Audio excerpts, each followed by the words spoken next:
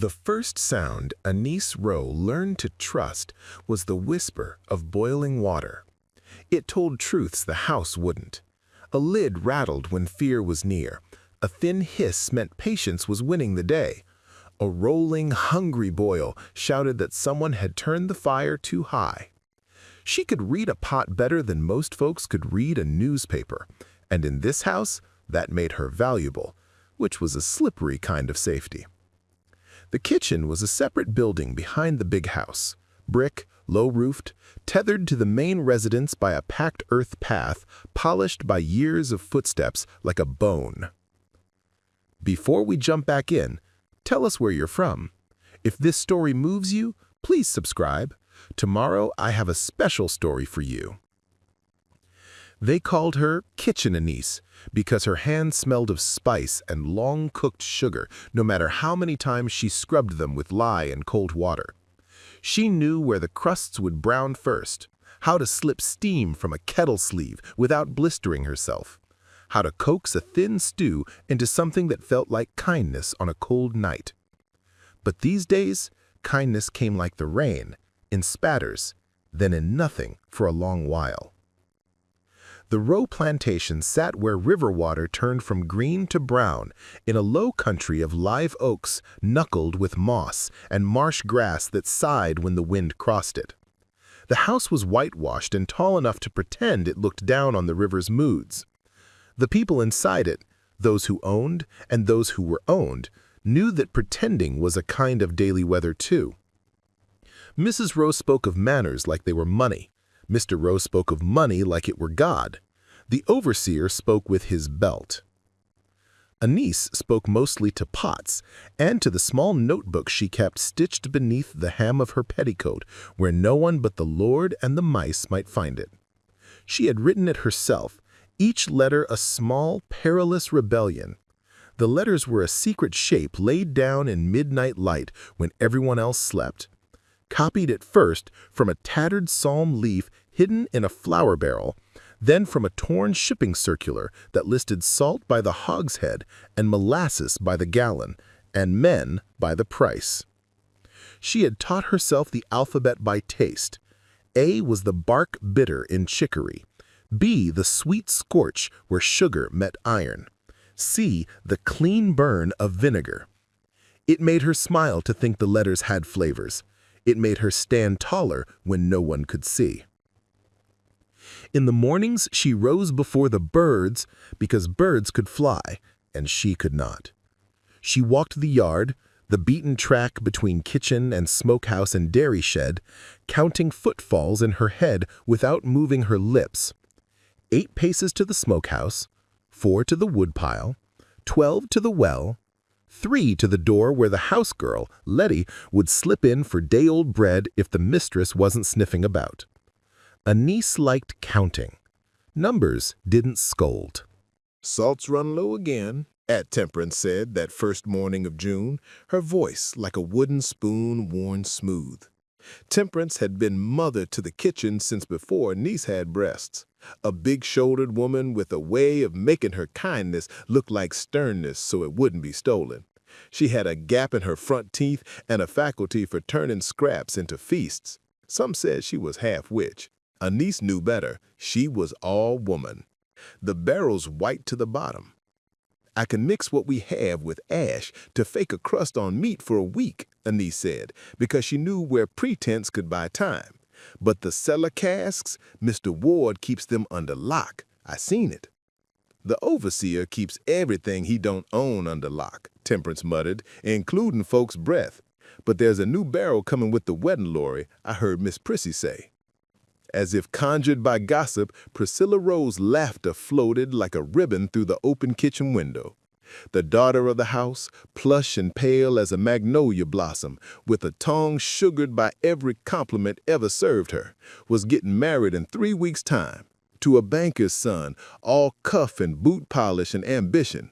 The house had been breathing for her alone ever since the match was announced. Every step thudding to her rhythm, every broom swish whispering her name. The wedding would be a spectacle. Musicians from Savannah, a white tent on the lawn, a boat dressed in bunting and wine, So much wine it had its own gossip. Anise had seen the ledger when she'd been sent to fetch the candied orange peel, the page scrawled in Mr. Rowe's slanted hand.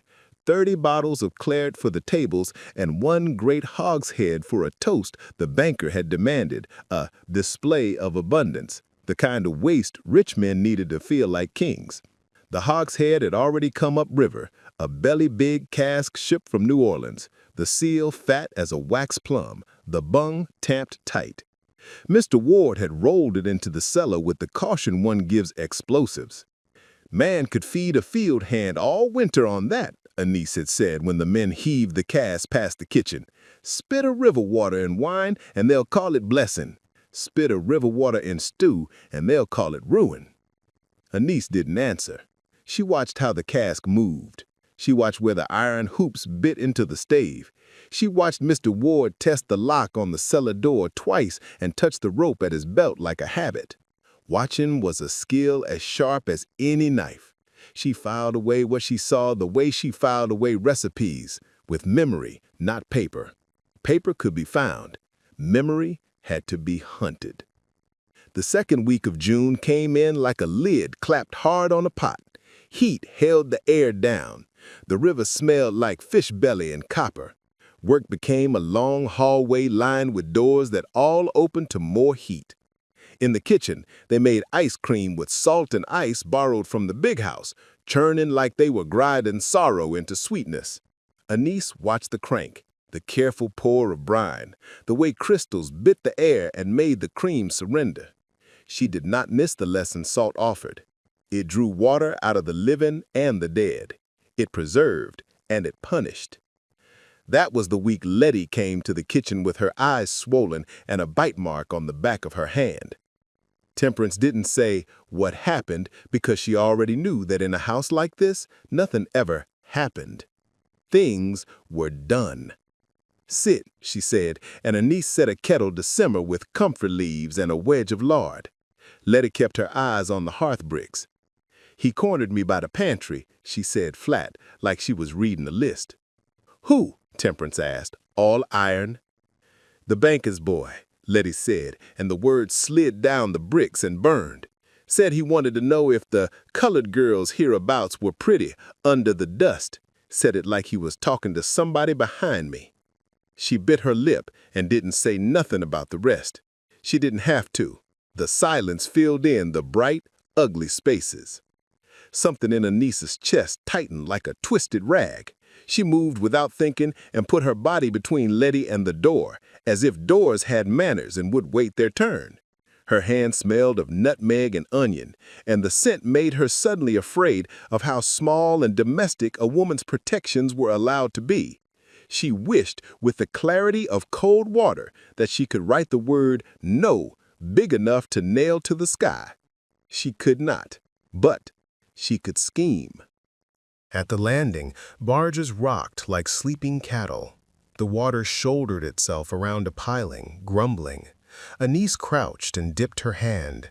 Cool slid over her palm like a blessing, the silt silvery, as if the moon had ground itself into powder and spilled it here.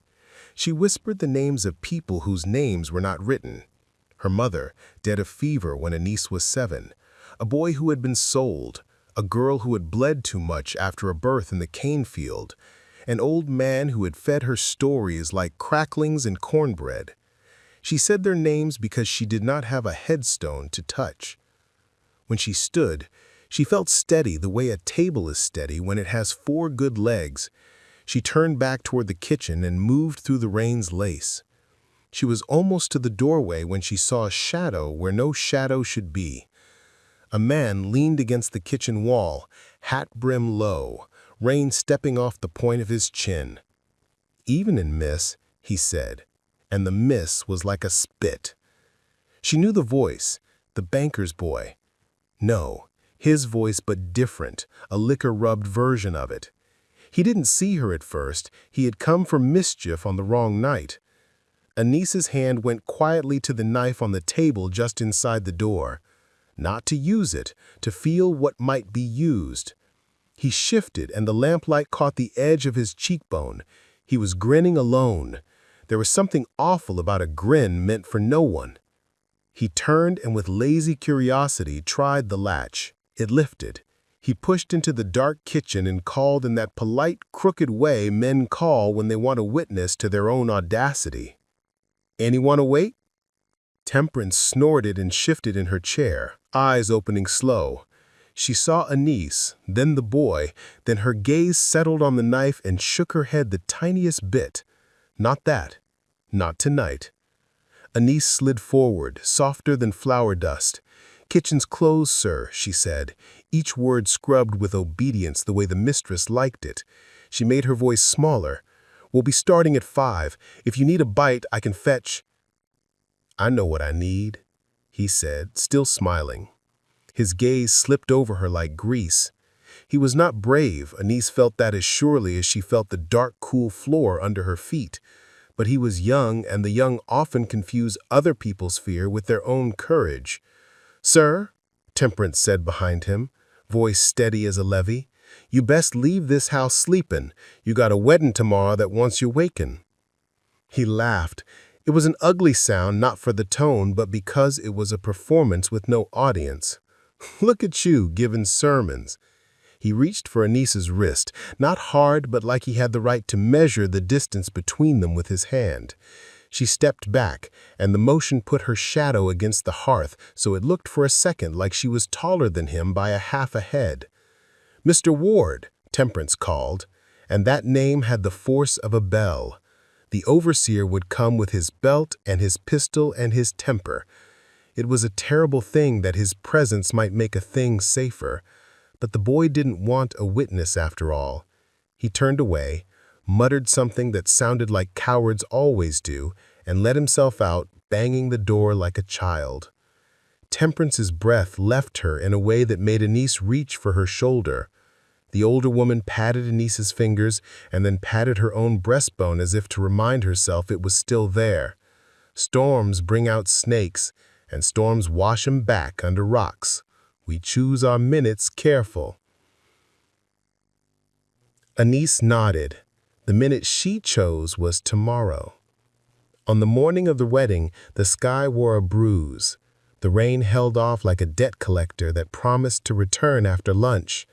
The tents went up in a hurry, canvas flapping, men cursing. Ladies' slippers picked up mud like they had been dancing in a slaughterhouse, and the laughter sounded strained, like a note held too long. Anise worked as if work could teach her feet not to tremble. She iced cakes whose white tops looked like winter had made a home on them. She stirred a pot of chicken fricassee so long her shoulders spoke in another language. She sprinkled salt, measured by the pinch, a precise little snowfall. Her apron felt heavy and dear where the pocket lay against her thigh. At noon, Mrs. Rowe came down to the kitchen to gloat, no, to oversee, and peered into every dish as if her eyes were spoons. "We mustn't shame the family," she said, which was the kind of thing people say when they mean they have already decided whom to shame.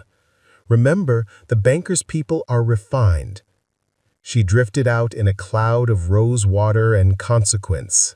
Amos showed his face a moment later, breath a little high. "They're opening the cellar for decanting," he said. "Ward's been bragging to the men about that hogshead like he brewed it in his sleep. He wants it tapped at 4 so it can breathe and boast itself." He rolled his eyes so delicately it was like a bow. "I'll be there, but I can't be in 3 places at once. Someone is bound to drop something shiny and have to cry over it." Anise looked at the wall clock. It clicked like a tongue. She could hear through the window the river clearing its throat. She could hear the wedding music practicing, fiddle, banjo, a flute trying to make the air fancier than the dirt allowed. She could hear Temperance set a pan down with a decisive cluck. "Go on," Temperance said without looking up. "Whatever you got planned, don't hesitate. Hesitation is a middle that turns into an end." Her voice had no question in it, because she loved Anise in a way that new questions were sometimes heavy as stones. "And take the small scoop. It looks like flour when you hold it, you know how." Anise didn't thank her. Some thanks are best left unwritten because writing can be found and read. She picked up a sack, brown, humble, stitched along its seam with care, and slid it into the apron pocket so the weight lay flat. She took the small brass scoop Temperance had mentioned and tucked it under the waist tape. She smoothed her skirt and lifted a tray of goblets so she would look like a woman with a reason to walk. The path from the kitchen to the cellar was a line drawn through the center of the world. The yard was bright with printed dresses and dark coats, men in suspenders and pride, women in ribboned hats and expectation. Anise held the tray like a shield. She walked without looking up, placing her feet where she had learned to place them, and the people parted not because they saw her, but because they saw the glasses. At the cellar door, Mr. Ward stood like a stump. His eyes were sharp with drink. "What you doing in my shadow, girl?" he said, and swatted at a gnat, as if he could swat away the question, too.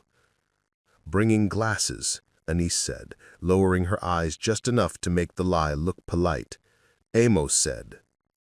Ward grunted, turned the key, and pushed the door with his shoulder like he wanted to impress it. The cellar air came up in a cool, damp draft. It smelled of lemon oil and wet wood and ambition. Anise followed him down, careful not to let the glasses chime.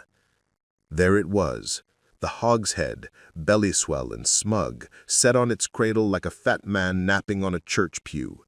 The wax seal glowed dull in the light from the window well. Amos stood to one side, his face a calm shield, a mallet in hand. "Shall we?" he said, as if addressing a king. "Wait till 4. Let them sweat for it a little." He put his hand on the cask like he was making a promise to it, and then turned his face to the wall, where a shelf of bottled wine gleamed. "Come on, then, we'll pool some of the table claret first. Girl, set the glasses there." Anise obeyed. She set the tray by the stair and left her hand on the rail an extra breath to learn the ladder of the wood. It had a rhythm she could climb blind. "I'll fetch another tray," she said, and Ward barely looked at her. She went up the stairs, each footfall another word in a message she had been writing to herself for days. Now, now, now. Outside the house was all shine. Fiddle music skittered through the heat like dragonflies. She walked straight past the kitchen door and along the side of the house to the herb garden, where the rosemary made the air taste of meat and memory. She crouched, the sack's weight pressing into her thigh, and pressed her forehead to the cool rail of the garden fence. "You don't have to do it," Pearl's voice came soft from behind. Anise didn't turn. "You could be caught." "I could be. And still, if I walk on this earth and never make them taste the thing they serve us, then I have not done my living."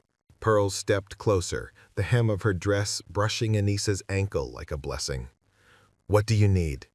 "I need a minute of eyes turned," Anise said. "Only that, and a faith that the river will hold me up if it must."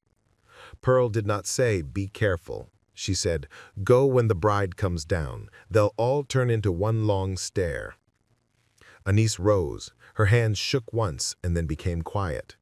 She went back to the kitchen to exchange the empty tray for a basket of napkins so she could look useful to anyone who needed excuses. Temperance met her eyes and then slid her gaze to the clock.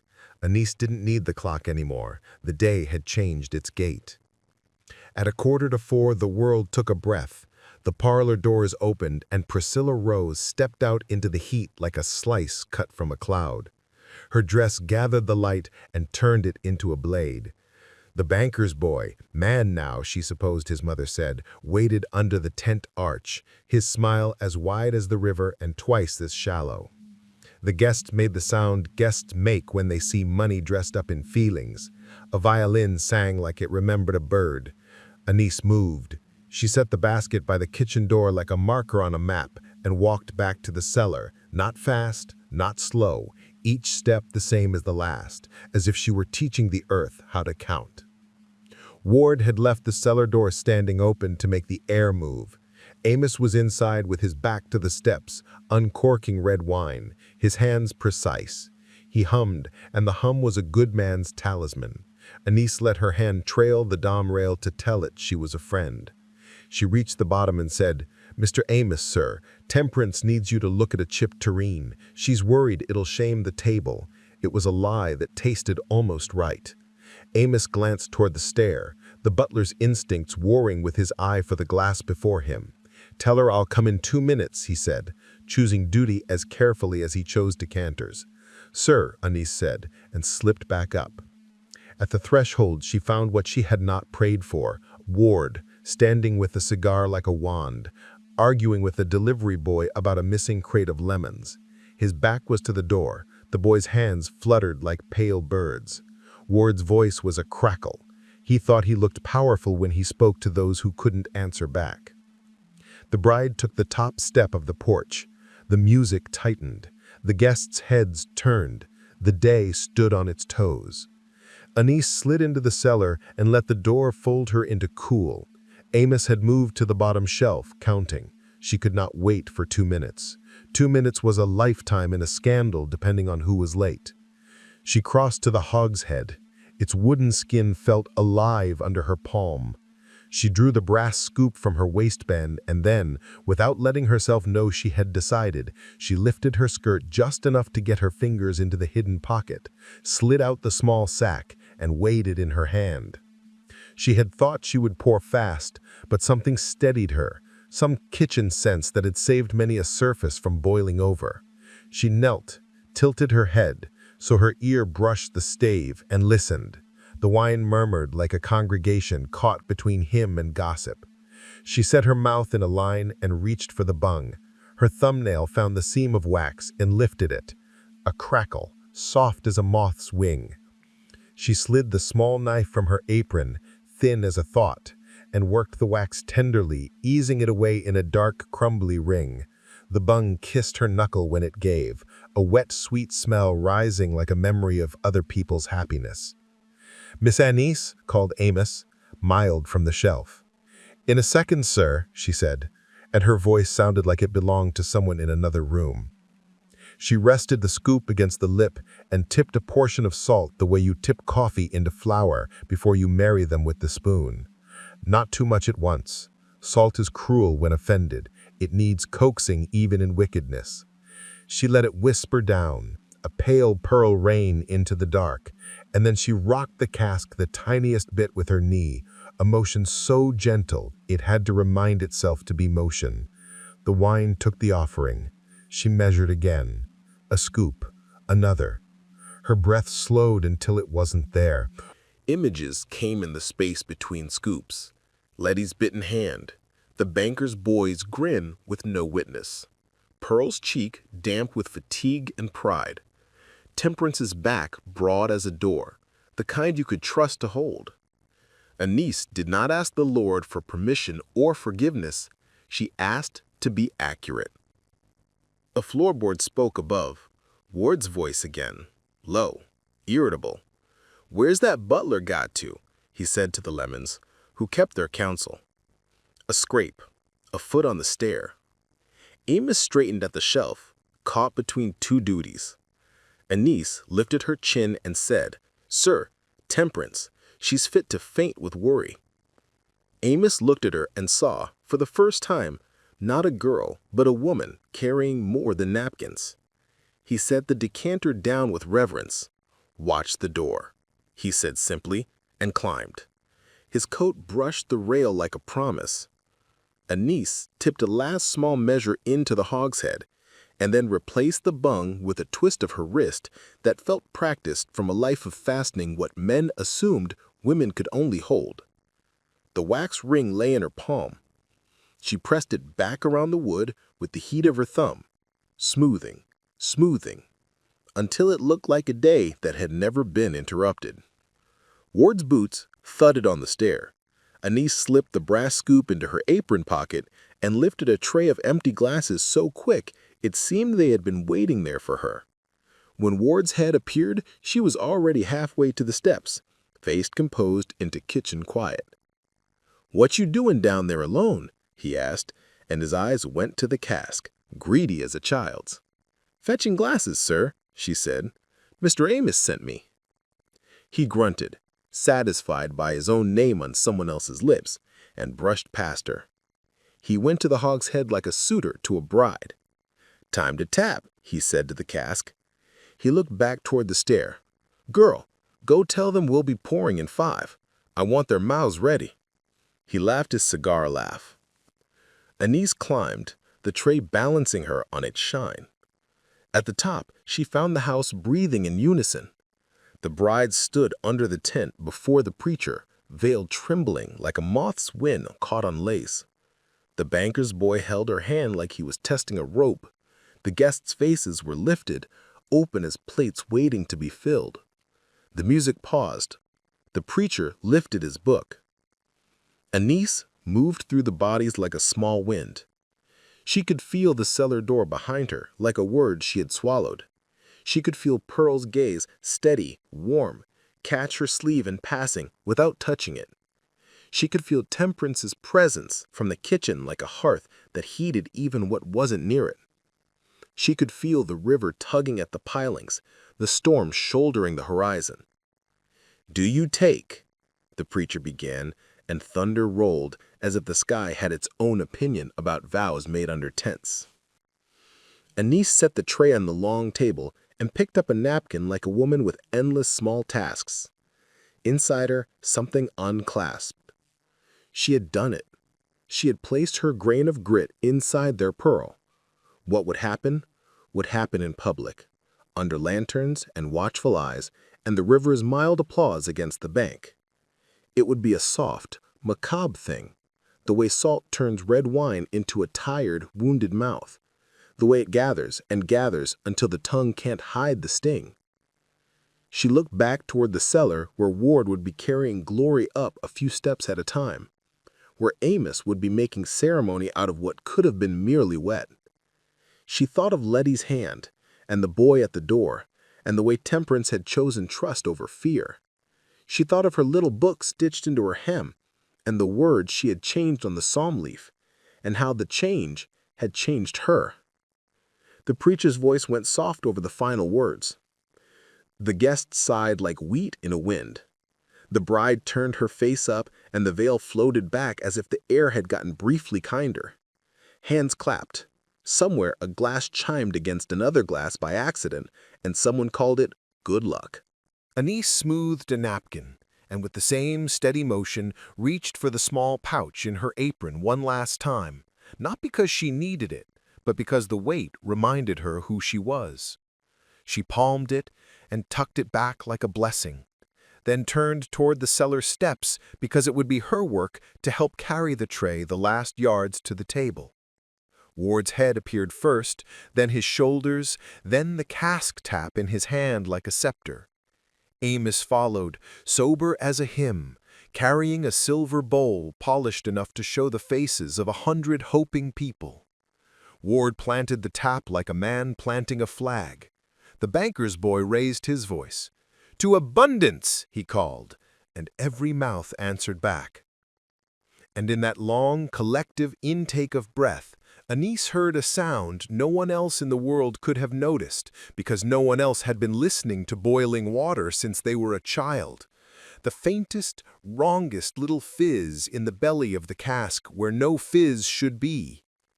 Ward drew the first measure. The wine came dark and handsome, obedient to its color. He lifted the ladle to the silver bowl. It fell in a gleaming sluice. The room leaned toward it, toward the good life they believed was promised by men who knew where to stand. Anise watched the river in the bottom of the bowl still itself. She watched Amos lift the ladle. She watched Ward reach for the first glass. She watched the banker's son come forward with his smirk that thought it was a smile. She watched Priscilla's throat move beneath its necklace, small and delicate, and taught to say yes. The ladle tilted. The first cup passed from man to man like a crown. Fingers brushed, rings clicked. The bride took hers and held it up, and in that lifting of sweetness and pride, the world seemed to hold still, as if waiting for a note, the very next that would decide the key of the entire song. Anise's breath hovered between her and the cup, like a secret. Priscilla tipped the glass to her mouth. The banker's son lifted his own. The guests lifted theirs. Ward lifted his chin. Amos stood very still, as if the Lord had laid a hand on his shoulder. The first mouth touched wine, and Denise felt, in the small bones of her ear, in the old bruise of her heart, the world begin to turn in a new direction. She opened her hand inside her pocket and felt the last granules against her skin, felt them like grit and like prayer. And then she looked up into 100 faces becoming one face and heard the first soft cough become, This story took us a long time. If you like it, subscribe. Now, back to the story. A hush that grew teeth. The cough shivered across the tent, then another, the kind people try to swallow out of politeness and can't. The banker's son's face made a shape it hadn't learned in boarding school. A small, startled grimace, as if a tide had come in on his tongue. Priscilla's lips parted. She tried for pretty. Pretty failed. The wine's briny wound told truths cosmetics couldn't. A murmur passed like a wind through wheat. Then laughter, thin, hopeful, the kind that wants to call a misstep a dance. Ward, red rising from his collar, forced a grin large enough to serve as a shield. "Ain't that French?" he announced to no one in particular. "Always got a queer note to it." He lifted his cup as if audacity could change flavor and took a long swallow. He lasted 3 beats. He choked, coughed, tried to turn the cough into a joke, and failed. A man near him peered into his glass like it had offered an opinion. Amos did not drink. He watched the bowl as a mariner watches a sky, seeing more than weather. His gloved hand steadied the ladle midair, a control so small it could be mistaken for grace. Amos stood a step behind him, face quiet as a bounty of napkins, pulse topping at the base of her throat in a code only she could read. This is what salt does, she thought. It speaks in the mouth what no one dares voice. Mrs. Rowe's smile glued itself to her teeth. "Sometimes the first pour needs a moment," she trilled. "It awakens." She cast her eyes toward Ward, a knife tucked in that glance. The banker's mother held her cup perfectly still in midair, as if permitting the liquid time to apologize. It did not. The bride looked at the groom. The groom looked at the room.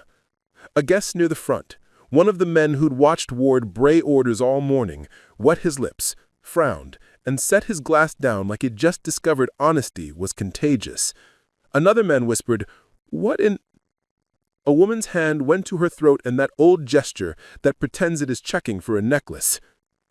Ward blustered forward toward the bowl, seized the ladle, and poured the next round with a theatrical flourish, as if speed could charm brine. "A toast," he barked, "to the happy pair, to abundance."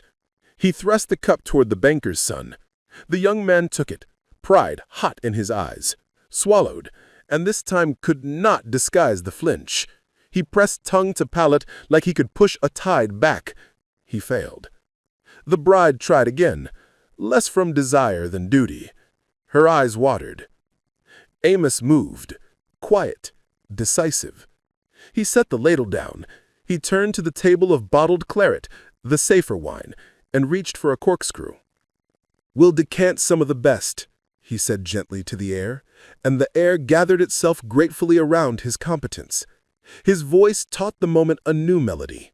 "For the head table." Mrs. Rowe's nod barely moved her hair. "Yes, yes, do." She flicked her tongue out, bit salt from it as if biting a word back. She grabbed Priscilla's elbow with the mother's private language. "Smile," she hissed, full of love's harsh cousin. The storm that had been promising all afternoon walked in like a relative and took a chair. Wind plucked the edges of the tent. The lantern swung a little, making faces appear and disappear at the rim of their light. The violinist fussed with his strings. The preacher shut his book with a sigh that could have meant prayer. And he stood, small as a hinge in a big door, and watched the weight shift. She felt the texture of the change the way her fingers felt for the moment a custard set. This was not ruin. It was revelation, and revelations tend to breed consequences. Ward's eyes had the look of a dog caught between fight and flight. He sniffed the bowl as if his nose might redeem him, and in that instant the salt rose and told him, too, a truth he didn't like. His face went mean. Mean is the expression men wear when they wish to take their shame off and hang it on someone else's hook. He swung his gaze toward the kitchen door where the line of servants waited with plates and napkins, eyes down, bodies arranged in a choreography of usefulness. His look slid over Anise like a hand meaning to bruise. She kept her gaze on the napkin's fold. She had spent a lifetime learning the art of being visible only as function. Amos brought forward the first bottle. Deep red, cool sanity. And everything near him calmed a degree. He poured for the bride and groom, for the parents, for the preacher. He did it fast enough to save a ceremony and slow enough to make it look intentional. He did not look at Anise, and in not looking he sheltered her. The bottled wine did its quiet work. Guessed not the safer red linger and declared it fine. Those who'd swallowed the first had already learned a lesson they would privately forget by morning, that ease can turn on a wishbone. The vows resumed thinner now, like thread pulled through too many layers. Wind fretted the canvas. The kiss was short, the applause dutiful. The singer trilled something bright, and the bright slid off the day's skin like rain off duck feathers. A plate fell somewhere out of sight. Everyone jumped. By evening, the cask sat to the side like a guest who had brought scandal to the table and been ignored in punishment. Ward stood sentry beside it with the grimness of a man who suspects that a secret exists and cannot yet blame it well. The storm shouldered closer. The river, swollen and sulky, lipped at the landing. After the cake, after too sweet because too sweet was the only counterweight Mrs. Rowe knew for embarrassment, the families retreated to the parlor. The tent shook its pleats in the wind like a woman shaking off a dove. Servants cleared, folded, fetched. Anise carried plates to the sideboard and let her steps count themselves to quiet the hammer in her neck. "Girl," Ward's voice caught her by the elbow at the threshold.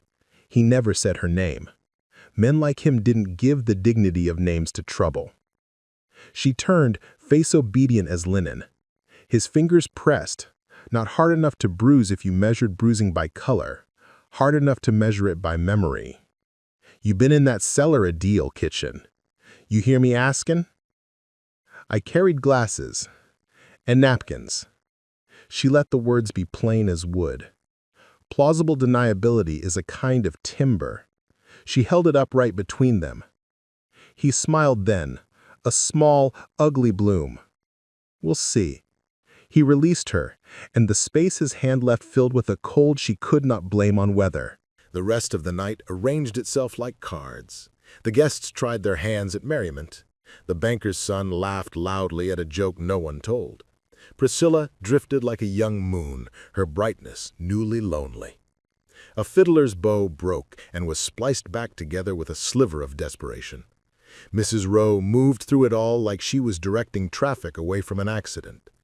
Amos carried orbit around the edges, catching plates that might have fallen, catching gazes that might have cut. Temperance, invisible and absolute, restored order to the battlefield of pans. When the last coach lamp had jolted away and the big house closed its doors on a thin cheer, the night put its hands on its hips. Wind plucked the trees. Rain came, then came harder. The tent strained at its stakes until one gave, then another, canvas collapsing in a long, exhausted sigh. The river rose to hear what it had missed. In the damp dark of the kitchen, Temperance laid a blanket over a dozing Jonah and set a mug of willow bark tea by Anus's elbow. "Drink," she said. Anus drank. The tea tasted like the inside of a tree, which was exactly the comfort she needed. Temperance's eyes searched her face like hands testing the seams of a garment. "He's looking at you." "I know. He ain't the only one he's looking to blame. He'll toss a net aimless and call whatever he drags up guilt." Temperance's jaw worked.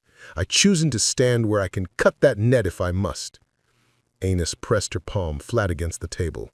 "If he comes," she said, "I will not make it easy." Temperance's mouth softened. "I reckon you don't make much anything easy unless you want to. That's your way." She set a hand, broad and warm, on Amos's wrist. "And you don't stand alone." Later, when the kitchen had fallen to that deep quiet that makes the mind bring its own noises to fill the gaps, Amos stepped in from the rain with the secrecy of a man who had learned to treat his own steps as contraband. He was hatless, hair jeweled with water. He set a bundle wrapped in oilcloth on the table and unrounded. Inside lay an iron weight for scales, a small brass measure, and a ledger page torn clean along its stitch line. "I found these in Ward's office this evening while he was out there making himself visible," Amos said. "He's been shaving the scales on salt and sugar all year, underfilling the barrels, overcharging the buyers, and skimming coin from Mr. Rowe when he tallies. The man's a thief." He looked up, and there was a light in his eyes that Amos had not seen before. Not joy precisely, veracity. "I've been watching, only needed proof." Amos's breath eased, like a knot had considered unlacing. "You mean to show Mr. Rowe?" "Mr. Rowe don't see what ain't painted on his plate. He sees what's convenient. But the banker's father sees money as if it were his god. I aim to ring his bell with it, early." Amos glanced toward the dark window, where rain wrote in a language she longed to read. A letter. The word tasted electric. Her gaze flicked to Temperance, who gazed back with a woman's measure of danger and necessity. Amos blew out a small, rueful breath. "I can sign my name. I cannot write a story that holds, not like it needs to be told to make a counting-house man walk in someone else's boots for an hour." Amos felt her hem as if it had turned warm, as if the little book stitched there had suddenly become a heart of its own. She could write. She could make a sentence count like money. Her secret had bought her safety before. It might buy something larger now. But every trade has cost. "If I do this," she said, voice low, "there is no taking it back. No back to the bed we slept in this morning." Temperance folded her arms. "Ain't no bed you can go back to that ain't already burned at the foot. Choose the fire." Amos lifted her eyes to Amos. "Ink?" He smiled then, a quick dawn. From his coat he produced a small ink bottle and a pen he'd long pretended he kept for signing deliveries.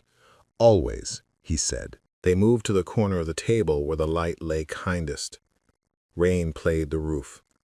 The house beyond slept or pretended to. Anise drew the oilcloth close to keep the page dry and bent her head. She wrote, "To the Honorable Mr. Ellis, banker of Savannah. You do not know me. I am a servant who tends to glass and order. Today, at your son's wedding, a cask of wine brought shame upon the table.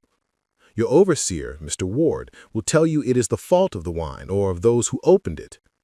I have a reason to believe the fault lies in theft and deceit, not only in this, but in the buying of salt and sugar, the weighing of staples, the tallying of coin over months. I enclose a weight from his scale and a page of his ledger that speaks against the others, which he keeps in a locked desk, but not locked enough for truth. If you care for the honesty of accounts connected to your name, you will come before sunrise and bring a man of the law who measures by more than friendship. Because I fear for my position and skin, I must sign this as no one. But know this, if you ignore what is saved here, the river will remember, and the river tells its own stories in the end."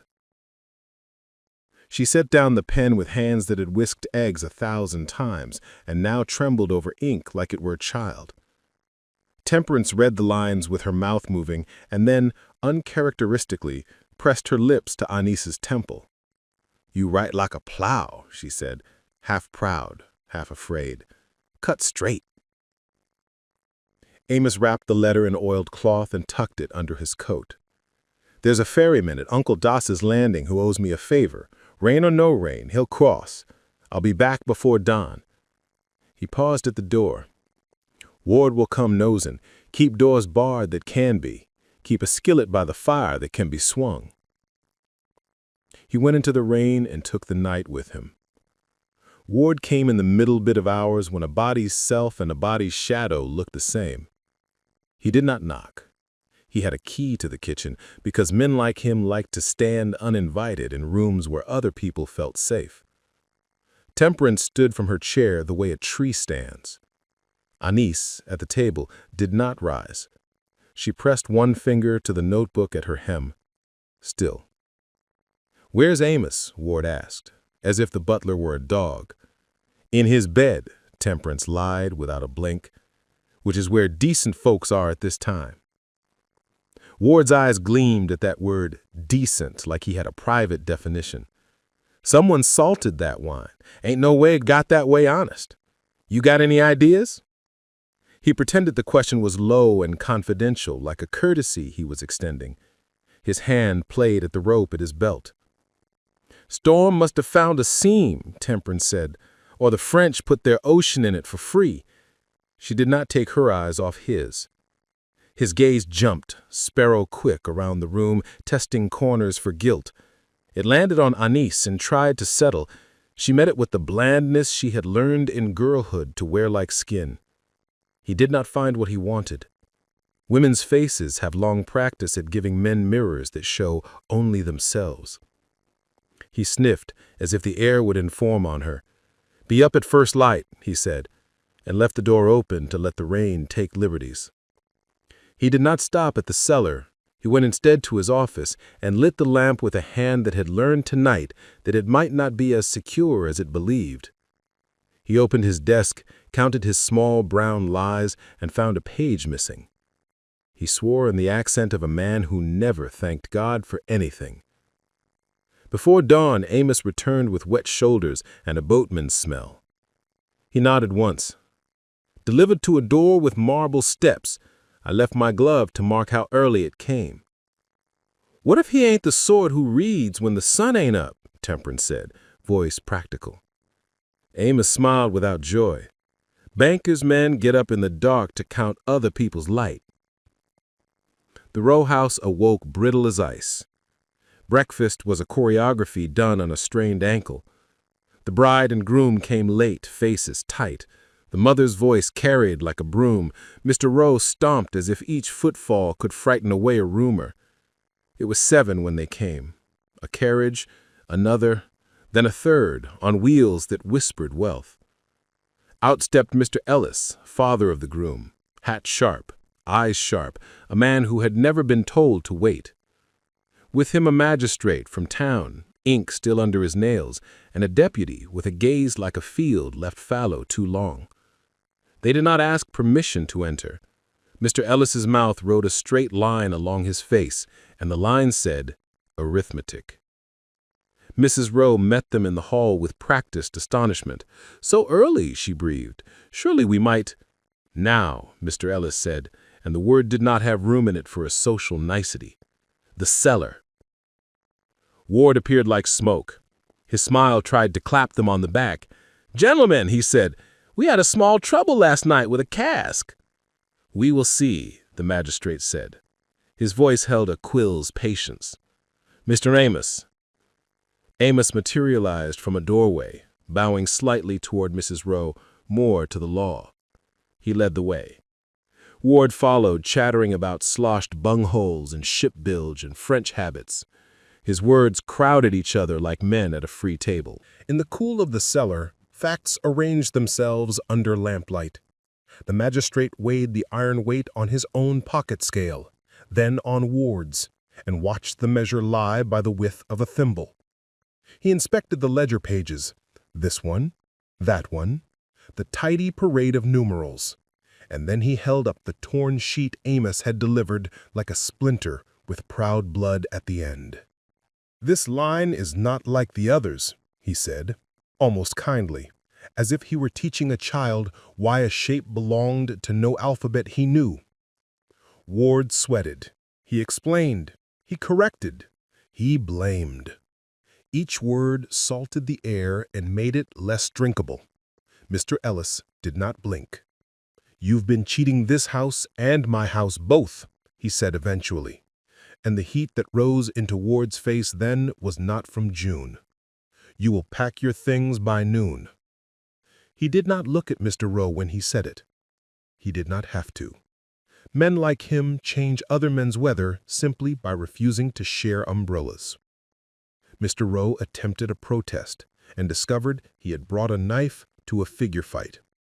He deflated with dignity. "Of course," he said to the banker, "and not to justice." Ward turned his fury toward the only place he believed he could still win: people who could not protest to a sheriff.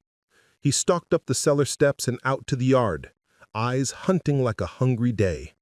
He found Jonah carrying wood and cuffed him hard enough to jolt the boy's chin. "You tell me who been in that cellar without rights, or you'll what?" Temperance's voice landed between them like a plank that could hold weight. She stood with her hands on her hips and her ladle like a scepter. "Beat a child while the magistrate's counting spoons? Try it. See if your arm don't feel shorter after."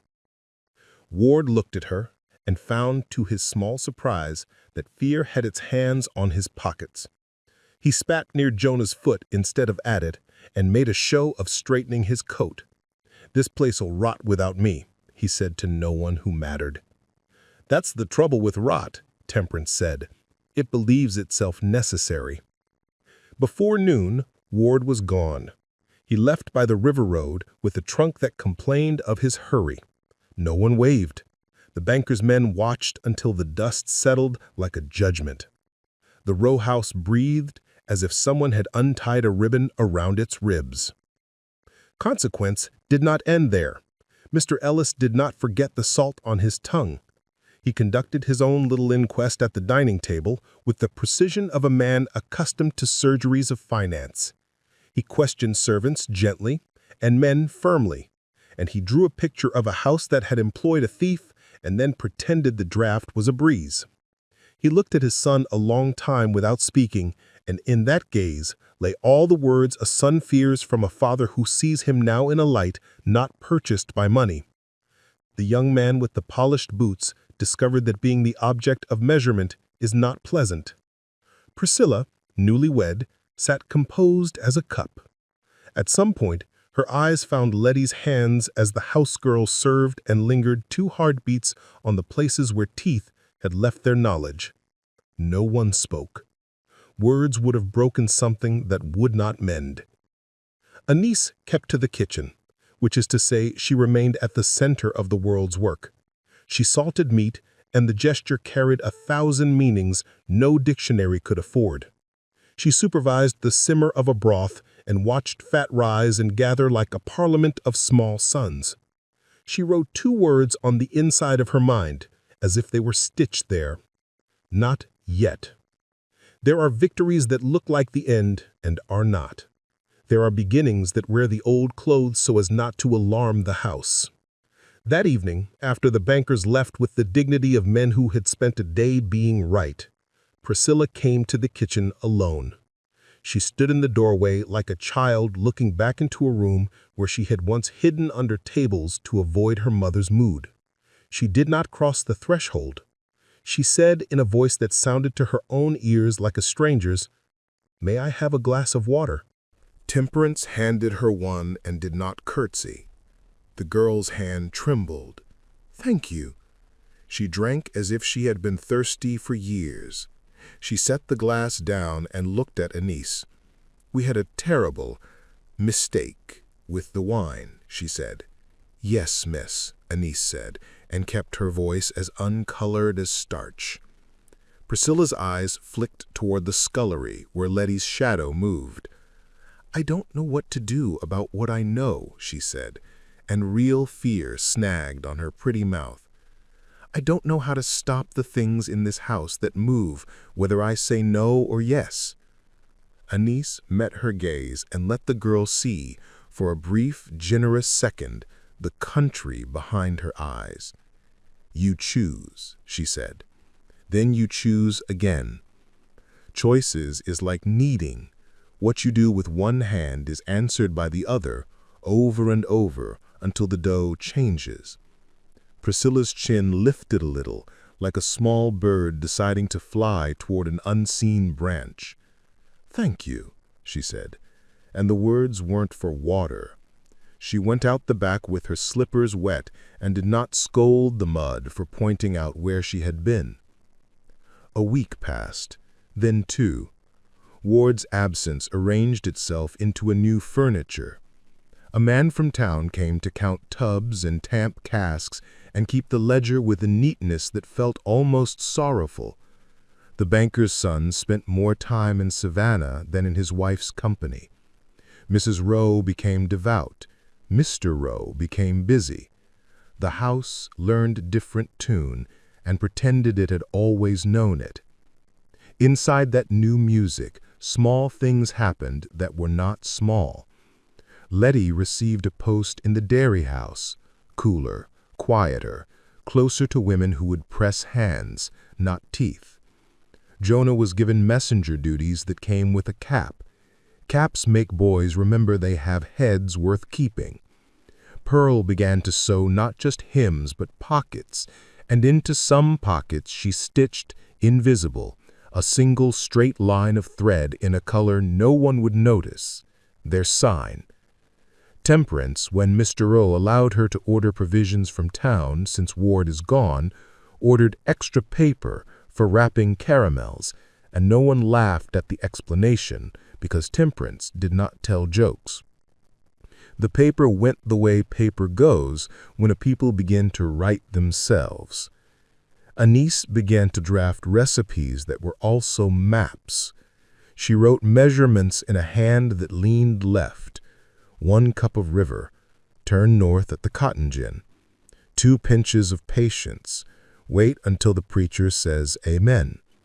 Simmer until the lantern on the back porch burns low. Midnight.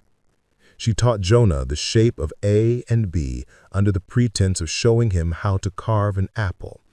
He carved a B that looked like a heart, and then over weeks learned to add the line that kept it from breaking. Pearl made a game of cutting patterns that, if laid together on the floor, made the outline of the river from the cotton fields to the sea. For the quilt, she said, and if anyone asked, she meant a literal quilt. Women who have survived much are excellent at making truth double as something soft. One hot night in July, word came quiet as a moth. 2 men from the lower quarter were set to be sold next market day to pay for extravagance disguised as necessity. One of the men had a wife with a baby who smelled like new bread. The other had a mother who hummed in the mornings and couldn't remember all the words by noon. The news passed from hands to eyes to breath. Anise listened. She looked down at the dough on the table under her hands and saw the river in it. She felt the room like a map she had walked her whole life and suddenly knew the turn she could make. "We move 3 bodies," she said to Temperance, Pearl, Amos, and quietly to Jonah after, the night before market. "The storm will come again. The river owes us a favor. We collect." Amos lifted a brow. 3. "The 2 men," Anise said, "and Ward's ledger, what's left of his theft, because papers travel different than people, and we may need a gate to swing open in someone else's mind when a door shuts here." Temperance nodded once. "The ferry?" "Yes. Uncle Doss's man will take us as far as the bend. From there it's the shoal path. I can walk that with my eyes shut." Pearl looked at the ceiling, seeing stitches where other people saw boards. "Clothes?" she asked. "The kind that make a person look like a person no one asks questions of?" "I'll sew them from ghosts," she said herself, answering her own question. "There's plenty of ghosts in that wardrobe." They moved like a household questing for a recipe mislaid. The day before market, the air went tight as a drum. The smell of iron rose from the earth. At sundown, heat lightning stitched the horizon and unstitched it again. The house ate early. Mr. Rowe's temper prowled the perimeter and found no offense large enough to satisfy it. Midnight came. Anise tied her hair under a kerchief the color of leaf shadows and slid the notebook into her hem pocket with the gesture of a priest placing a book on an altar. Temperance armed herself with a skillet and a voice that could call down stars. Amos, in shirt sleeves, took on the posture of a man out for a midnight check of the larder, so that any whites who saw him would mark the sight and yawn. Pearl tucked a bundle under her arm with a dress folded into a mother and a shawl folded into a prayer. They went. The yard held its breath. The trees bent their heads. The river, full past its manners, slapped the pilings as if to say, "Hurry, hurry, the lock won't hold forever." They crossed the kitchen path, the dairy yard, the line of shadow that makes a human feel like a thief in their own life. Letty, at the dairy door, raised a finger to her lips and then lifted the child to her shoulder as if showing the moon its own reflection. At the quarter, 2 men waited in the shape of men who have learned how to wait. One, Isaac, had eyes that always seemed to be reading even when he had no book. The other, Luke, had hands that could pick a splinter from a child's finger without making the child cry. Isaac's wife kissed him on the jaw and swallowed her breath. Luke's mother pressed a small packet of dried mint into his palm for the belly, as if he were a boy again. No words. Words would have given the night a sound that could be traced. At the landing, Uncle Doss's boat lay like a present someone had forgotten to wrap. The ferryman nodded once, then once again at Amos, then at Anise, as if acknowledging the rank they were all pretending she didn't hold. They got in. The boat took their weight with a civility that made Anise forgive it for being wood. The river took them, like a mother takes back a child allowed to wander to the fence. Rain came fine, then thicker. The oars talked to the water. The dark wore no hat. When they came to the bend, the ferryman set them ashore on a spit of mud that glistened like a tongue. He said, "I can't go no farther. The current undercut saint and sinner alike up there." "We walk," Anif said, and the way she said it took the fear out of it. She tied her skirt higher and stepped into the shoal path. It was as she knew it in the soles of her feet, a series of underwater ledges that if you placed your steps in the old exact places, let a human pass where a horse would flounder and a boat would kiss its own belly. They moved single file. Amos carried the ledger wrapped in oilcloth under his shirt. Isaac carried nothing but his wife's kiss, which is to say, everything. Luke carried a small knife and the memory of many small kindnesses. Temperance carried a prayer. Pearl carried a dress that could make a woman disappear by turning her into a different woman. Jonah, who had come as runner and witness and future, carried a coil of rope and a bee he had learned to write that week. Halfway across, the sky made of itself a white noon and then unraveled. Thunder stood on the river's back and pounded its chest. Anise paused on the flattest stone and felt the water's hard language push at her ankles. "Steady," she said, and the word behaved. They reached the far bank. They made for the black stand of cypress that hid a track used by deer and men who had decided to live. A whippoorwill called once, twice, 3 times, their sign from a woman whose sister's husband's cousin kept that part of the river honest. They crouched and passed like a story told only to those who had earned it. At the old fish camp, an old man took Luke's hand and put an onion in it and said, "You're one of mine now," which in that grammar meant you are hungry and somebody will feed you. He wrapped Isaac's shoulders with a coat that didn't belong to Isaac and therefore properly now did. He took the ledger from Amos, weighed it the way men weigh babies, and hid it under a loose floorboard where the rain couldn't read it. Anise stood on the camp step and let her breath finally come and go as it wished. She put her hand to the side of the shack and felt it vibrate with the storm. She looked at Jonah and saw a boy about to be a man, not because of any one thing he had done, but because of a series of looks he had seen and kept. She looked at Temperance and Pearl and Amos and felt an ache that was not pain, something like the way your arms hurt after carrying a child to safety. "You can go on to the sugar road," the old man said, "or lay low till morning. The patrols don't fancy rain." "Morning," Anise said, "because walking in the dark makes bravery necessary and foolish." She turned to the men. "You go when he tells you, and you don't look back. Looking back belongs to those who can afford it." Isaac's eyes met hers and told her he knew the price of that line. Luke's hand squeezed her forearm with a gratitude that didn't need sound. They waited till the rain grew tired. They chewed cold bread and fatback, and did not resent the coldness because they were alive to taste it. Pearl closed her eyes and slept with her head on Temperance's lap. Jonah watched for lanterns that didn't come. Amos stood guard like a tree that had decided to be two trees. At gray light they moved again. 2 men with new names in their mouths, an old man with a debt canceled, a ledger with a future task, and 4 who'd turn around and go back into a house that would call them by the names it had given them as if nothing had changed. The boat took Amos and Anise and Temperance and Pearl and Jonah back across a river that smelled of silt and clean teeth. When Anise set foot on row ground, the day greeted her as if she had only gone to fetch wood. A rooster crowed like a late riser trying to make up for sloth with vigor. The kitchen door creaked the same creak it had always known. The stove asked, as stoves do, "What you got for me?" She had something. She had a map inside her that had been inked darker. A patrol never came. A rumor did.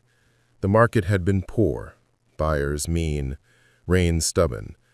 No one asked where Isaac and Luke had gotten off to. Someone said they had been loaned north. Someone else said nothing at all. People survived as they had for generations by swapping silence and story in the correct ratios. The row house moved on. Anise's knife found onions, Temperance's laugh trimmed the fat off fear, Pearl stitched pockets into clothing that had never thought to need them. Jonah learned C and D and the number 17, which hid in the many of the house's small arithmetics. Letty carried milk with a child on one hip and a future in her mouth. Priscilla visited the kitchen now without a reason 2 or 3 times a week. She asked for water, then for a biscuit blackened the way only Temperance knows, then for nothing at all, only to stand and watch how women talk with their hands while their mouths are busy with measuring. One afternoon, when the light slid over the pantry shelves like mercy, she touched the spine of a cookbook and said, "I would like to learn," and did not specify what. Anise taught her how to pinch salt, how to listen for the boil that means patience, not punishment, how to test a cake with a straw and know when it is ready to become itself. In teaching this, she taught a second thing Priscilla could not have named. And Priscilla, with the small power allowed to her in a house where money and men made most decisions, made 3, that no girl would be sent alone to the pantry if she did not wish it, that Mr. Ward's replacement would report his accounts weekly not to Mr. Rowe, who forgot to ask, but to Amos, who did not, and that Isaac's wife would be given a place in the laundry, which is to say, close to the river, which is to say, in the way of news. None of this was freedom. All of it was a drafting toward it, in pencil at least. Summer leaned into August. The river fell back into itself. Heat baked the brick until it had no more arguments. On a Sunday afternoon, when the house slept the sleep of people who had eaten fried chicken and lied politely to a parson, Anise took her little book from its pocket and sat on the back step. She wrote a line she had been turning in her mouth for days. When salt is thrown over a shoulder, some say it blinds the devil for a blink. But what if, careful, we learn to throw it just so that it wakes the conscience of a man and lets him see? She closed the book and lay her palm flat on it, feeling the heat of her own blood through the paper, through the cloth, through the secret that was no longer only hers. She looked out at the river. It looked back, as rivers do when they are busy, but not too busy to love you a little. That evening, at the end of the long table where servants take their supper after other people's plates have been scraped clean, Amos set a small parcel wrapped in brown paper before Anise, said, "From town, from a man who counts." Inside lay a pamphlet. On the cover, a woodcut of a chain broken. Inside, words in a print that made promises to people who had learned to be suspicious of all funds. It was an abolitionist tract, passed in secret, printed in Boston, smuggled under bolts of cloth, ridden south in the pocket of a freight clerk whose sister had married a man with a conscience and the willingness to risk it. Anise touched the paper like it might be a bird. She read a paragraph in silence and then another. She felt her mind do that rare thing, stretch in a way that did not hurt. She looked up and watched as Temperance, Pearl, Amos, Jonah, and even Letty listened to the new sound coming from the thin, cheap pages, the sound of their lives being written in a key other than pity. She folded the pamphlet and slid it into the back of her notebook. She did not cry because tears are a luxury and also a weather, and the kitchen already had its own climate. She did smile, small and private, and the smile traveled the table, shared like salt. In the months that followed, they salted carefully. Not wine, never again wine, but soups that bore messages, breads braided with routes, pies carried over fences to women who had not been allowed to hold a map, stories told to children disguised as baking lessons that taught how to count to 30 in a cadence that meant wait until the moon has crossed that cypress, then go. They worked as women have always worked, under, around, between, within. Men did some brave, shining things that made songs. The women tended the quiet machinery that let men live long enough to sing them. There were losses. There always are. A boy who spoke a word too loudly to a cousin who liked rewards. A woman who bled after a night with a man who discouraged no. A winter that took a baby's breath and would not give it back. They mourned with the neatness of people who must go on. They made sweet things and ate them beside a stove and called it a wake. And there were wins. A patrol who looked the wrong way because his brother had once eaten from Temperance's skillet and had never forgotten what it meant to be fed when you hadn't planned to be. A boat that left on a Tuesday instead of a Monday because Annis had altered a mark in a ledger that no one checked twice. A girl who learned to write her name in flour on the back of a wooden peel and then blew the letters away like a dandelion so they would not be found. One late autumn evening, word came. Mr. Ellis, the banker, had died in Savannah, and the son, now a man made of linen and regret, stood at his father's desk looking at numbers and seeing, finally, faces. The news came to the row house with a weightlessness Anise did not trust, but within a fortnight, a letter arrived for Mrs. Rowe, one of those letters that opens with condolences and ends with instructions. The bank would be reviewing its notes. There would be changes. Priscilla sat long in the parlor with that letter in her lap. She kept looking at her hands as if someone had switched them for another woman's and forgot to warn her. That night she came to the kitchen again. "Do you believe people change?" she asked, voice stripped of ornament. "I believe people choose and choose," Anise said, "and one day the choosing adds up to a change." Priscilla nodded. "Then I will choose." She swallowed. "I petitioned my husband to manumit one person in honor of his father." He laughed. "I wrote to the bank and enclosed a note from Mr. Ellis, a small thing, nothing, to remind them who Ward was and who kept this house honest when a man tried to sell it small. The bank likes its stories neat. They wrote back that one manumission could be arranged at their discretion, as example. They asked for a name. Her eyes shone with something that might have been hope and might have been its hairdresser. I wrote one. Anise did not move. No one breathed. Even the fire pretended it had no need for air. "The manumission will be registered next month," Priscilla said, voice a whisper and a bell. "For Amos." The room did not erupt. Rooms governed by survival never do. Temperance pressed her cloth into her palm until the cloth remembered being a seed. Pearl set down her needle with the care you give a newborn's head. Jonah let out a sound that was a laugh until you looked at it and saw it was a sob. Letty closed her eyes and looked older and younger in the same blink. Amos stood very still. Then he bowed his head in a way that was not servile. It was prayer. His lips moved around words no one needed to hear to believe them. He looked at Priscilla and said thank you.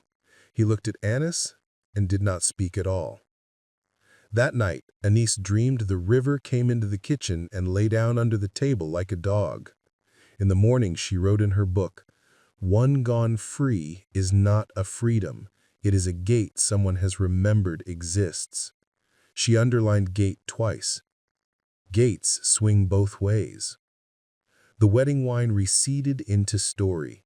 People made jokes at it from safe distances. Mrs. Rowe told it like a lesson in how much work she had to do, as if the labor of saving face had been hers alone. Mr. Rowe snorted when the subject arose and changed it. Priscilla never spoke of it to anyone but the women in the kitchen, and when she did, she called it the day the house learned to taste itself. Years later, on an evening where heat tired early and left a long silver cool in its place, Anise stood in the doorway and watched a row of children knead small rounds of dough. Jonah, older, married to the dairy girl that was once someone else's fear, showed them how to fold edges. Pearl measured sleeves for a bride's dress that would not be white. Temperance scolded and praised, alternating like tide. Amos, in a coat that he had chosen for himself in a shop where the owner had called him sir, set a bowl of late figs on the table and said, "There is abundance that insults and abundance that blesses. This is the second." Anise touched the apron pocket where the book had grown thick with paper and thin with fears. She thought of the first hiss of a pot she had trusted as a girl. She thought of a cask's wrong fizz. She thought of salt's two hands, the one that preserves, the one that scalds. She thought of the river which had kept their secrets and taught them to tell new ones. She thought most of all of choices and of the quiet company that is possible when one person's courage lets another stand up. She lifted a pinch of salt over the evening's bread and with the smallest tilt let it fall, not to ruin, not to punish, but to make something more itself. The grains struck like tiny bells. The kitchen listened and, hearing, understood. When the loaves had risen and the children had licked sweet from their thumbs, when the river had sent its long, low rumor through the trees, Anise set the loaves in the oven and for the first time since the wedding allowed herself to step outside and close her eyes. She filled her lungs with a future that would need so many hands. Somewhere downriver, a boatman whistled the tune of a psalm. Someone on the far bank answered with a spoon against a pot. The sound crossed and became one thing. Anise opened her eyes, and in them the lantern light of the kitchen gathered like a promise kept. 2 more great stories are next. Don't miss them. Subscribe and turn on notifications.